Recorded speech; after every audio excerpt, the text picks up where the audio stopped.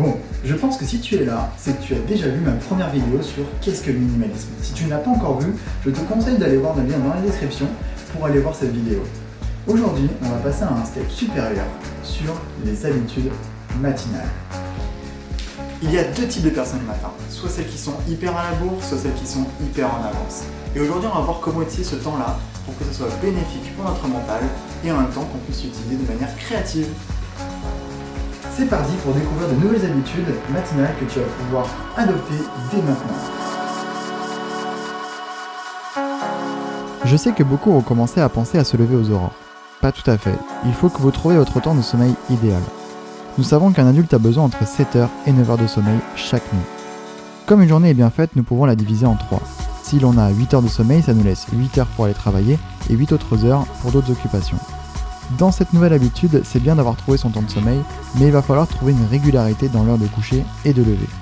Personnellement, j'ai besoin de 7h30 de sommeil. Je choisis donc d'aller me coucher vers 11h30 et le matin, je me réveille aux alentours de 7h, donc en pleine forme pour aller au travail. Alors bien sûr, vous allez adapter votre planning en fonction de l'heure à laquelle vous commencez. Vous allez l'adapter plus tôt, mais pas plus tard. Vous allez comprendre pourquoi.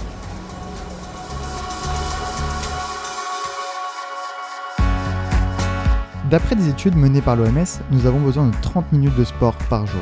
Si vous pouvez le faire après votre lever, ça serait top. Je sais que c'est le plus difficile, mais quand vous faites du sport, ça libère plusieurs hormones qui sont très bonnes pour votre corps. De l'endorphine pour le bien-être, de la dopamine contre la fatigue et de l'adrénaline pour aller plus loin dans vos exercices. Alors je ne demande pas forcément d'aller à la salle, mais seulement des pompes, des squats et des abdos suffisent pour se maintenir en forme. Moi personnellement j'utilise l'application Runtastic qui me permet d'avoir un suivi journalier de mes activités et surtout qui permet de coacher.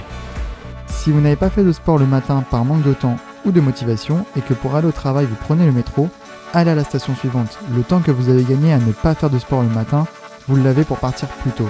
Sinon, prenez le vélo si ce n'est pas trop loin.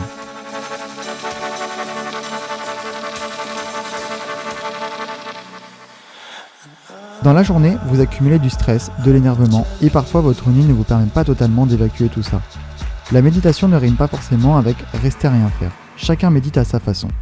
Asseyez-vous avec ou sans fond de musique, prenez du temps pour vous relaxer et transformer vos pensées négatives en pensées positives. Par exemple, si vous avez ressenti quelque chose de négatif la veille, dites-vous en quoi c'était bénéfique plutôt que vous dire en quoi ça vous a fait du mal. C'est une sorte de remise en question sur vous-même. Le fait d'avoir des pensées positives vous permettra que si vous avez passé une mauvaise nuit, vous repartirez à zéro après votre réveil. Ne surtout pas oublier la respiration qui doit venir du ventre et être profonde. Concentrez-vous dessus, ça vous fera vraiment du bien. Seulement 10 minutes suffisent pour abaisser le rythme de votre cœur et vous sentir déstressé. Pensez bien à votre respiration et surtout à vider tout ce que vous avez dans la tête. C'est super important. Si vous avez besoin d'aide, vous avez l'application Petit Bambou ou alors 10% Happy Hour qui vous permet d'avoir un suivi quotidien et un coach adapté.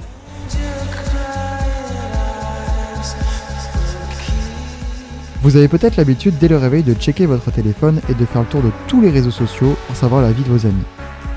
Gardez plutôt ce temps pour faire les 3 premières étapes et après réservez-vous un moment pour regarder les réseaux sociaux et surtout trouver des personnes inspirantes qui vous donneront l'envie de créer de nouvelles choses. Souvent, vous allez vous perdre dans les réseaux sociaux et rester des heures sans vous en rendre compte. Alors activez un temps d'écran et vous pourrez mieux vous canaliser et surtout faire autre chose. Si vraiment ça vous semble difficile, n'hésitez pas à mettre un screen time sur chaque application qui vous gêne. Ça vous permettra d'avoir un temps limité par jour par application. Si encore une fois ça vous semble encore plus difficile, supprimez l'application et passez par votre navigateur. Vous allez voir que vous allez y aller que pour une bonne raison. Nous allons voir dans de prochaines vidéos comment faire une détox des réseaux sociaux. C'est pas si facile que ce que l'on pense.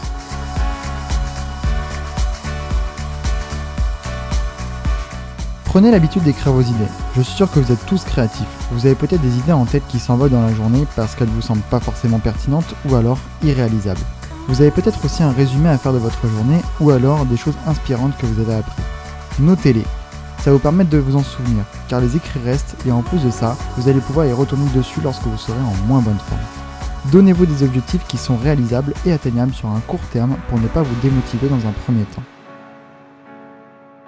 Notez les sources, si ce sont des films, des citations, des livres, des vidéos, peu importe ce que vous avez vu. Ça vous permettra de vous en souvenir et de pouvoir les partager avec vos amis plus tard.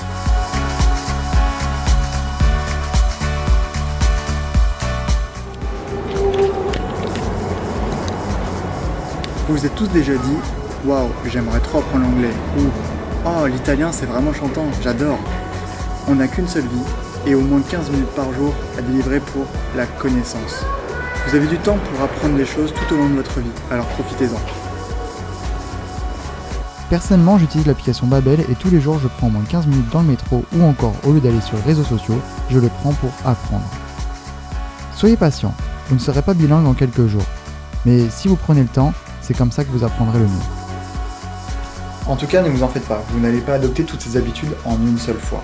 Prenez une habitude qui vous tient à cœur, tant qu'à faire peut-être la plus facile, et mettez-vous une deadline de 21 jours. Il faut en règle générale qu'une action persiste pendant 21 jours pour que ce soit une habitude.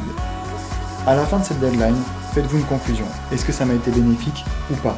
Et est-ce que j'ai vraiment envie de la continuer ou pas? Et vous allez voir que vous allez pouvoir adopter plusieurs habitudes au fur et à mesure des mois de cette manière-là. En tout cas, je voulais vraiment vous remercier d'avoir visionné cette vidéo, ça me fait extrêmement plaisir. N'hésitez surtout pas, si vous voulez soutenir ce projet, à partager cette vidéo sur les réseaux sociaux. De plus, n'hésitez pas à faire des commentaires dans la barre des commentaires et à lâcher un petit pouce bleu, ça me fera encore plus plaisir. En attendant, j'espère que cette vidéo vous a plu et surtout qu'elle vous a été utile.